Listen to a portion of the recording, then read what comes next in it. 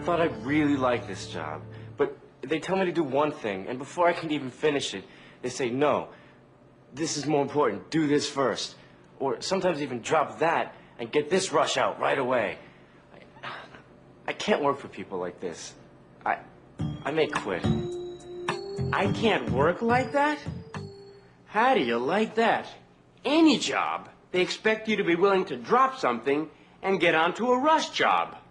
The trouble with him isn't the work, it's him. He's just plain inflexible. I don't get it. I'm supposed to keep my customers happy, right?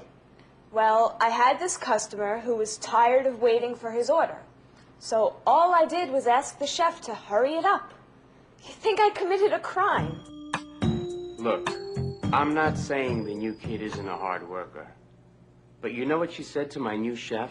The guy it took me 2 months to land? Can you hurry up my order? My customer's complaining. That's a waiter talking to a chef. She learns or she goes. The way I figure it is, I'm not here to make friends. I'm just here to do a job. This place, people yakking, they probably don't like it that I keep to myself. But that's too bad. It's just the way I work. Sure, he's a computer whiz, no question. But that guy won't say hello to you in the hall, let alone help you out when you're stuck. And now they want me to work on a project with him? They can just find somebody else. No way am I going to put up with his snobbiness.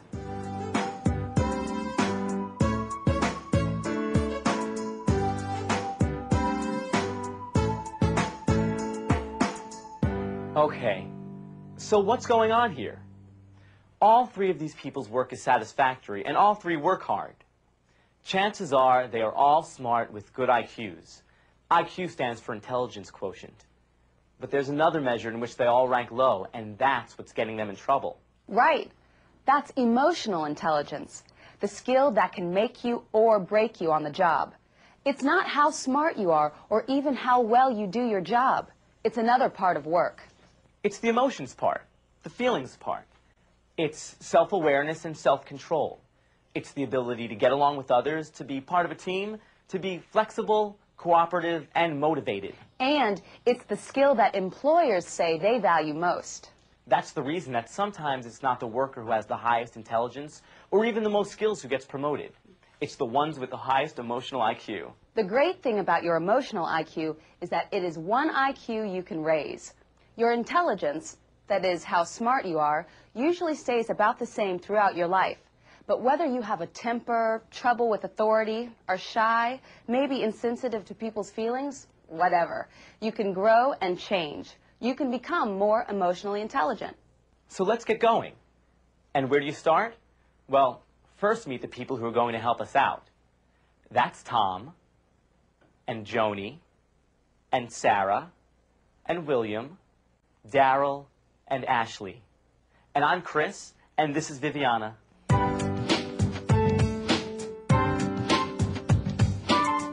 Let's start with Ashley and Joni. Hey, Joni. I need you to do a real favor. I have to get this shipment on the shelves by noon, but I have a dentist appointment at 10 o'clock, which I can't break. Can you help me out? I'm sorry, Ashley, but I'm kind of snowed under myself. I just can't.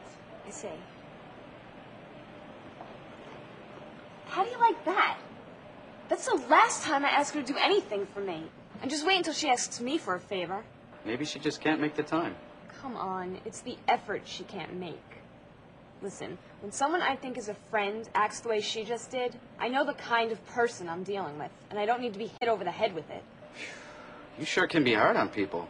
It's going to be tough for you two to work together if that's how you feel. Maybe. But I still think I'm right to be mad at her. Trouble ahead at work for Ashley. Snap judgments, taking offense very easily, those are destructive characteristics to take to work with you. So are traits like not being good at teamwork, or resenting criticism, or low motivation. Everybody has destructive and constructive personality traits. Do you know yours? How self-aware are you?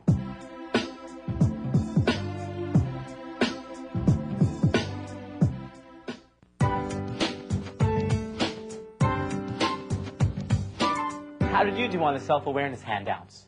Learn anything about yourself? Recognizing the things you need to work on is the first step toward raising your emotional IQ. Knowing yourself a little better is a good first step. But now, what do you do about the traits that need improvement or change? How do you change? Yeah.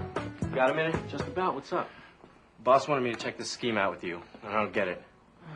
First National. Well, hold on. What I really want to know is, since when do you check me out? It's just something I want to know, now. Sure thing. But I'll tell you what. The boss will be back 2, 3 o'clock, and we'll see what it's all about then. That work for you? Yeah, sure. I'll catch him first thing. Okay. You were great with him. He seemed so mad. Yeah. Truth is, the boss wanted me to check out anything to do with First National. Whatever it is, I figured it could wait. Better hearing it from the boss than having it come from me. But you stayed so calm. I always thought you had a real short fuse. Well, I do sometimes. But Tom was feeling kind of put down, and I didn't want to make anything worse. I'm learning. Well, what did you think of that? Just what we wanted. A perfect example of emotional IQ. Look what's going on here.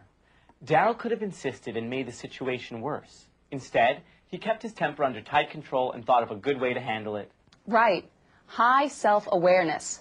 And then he recognized Tom's feelings about having his work checked by a coworker and suggested they wait for the boss. That gave Tom time to cool down. It also saved Doug from having to correct a coworker. Good sensitivity to another's feelings. All adds up to high points for emotional IQ. But Daryl wasn't always a high scorer on emotional IQ. Take a look at how he got that way.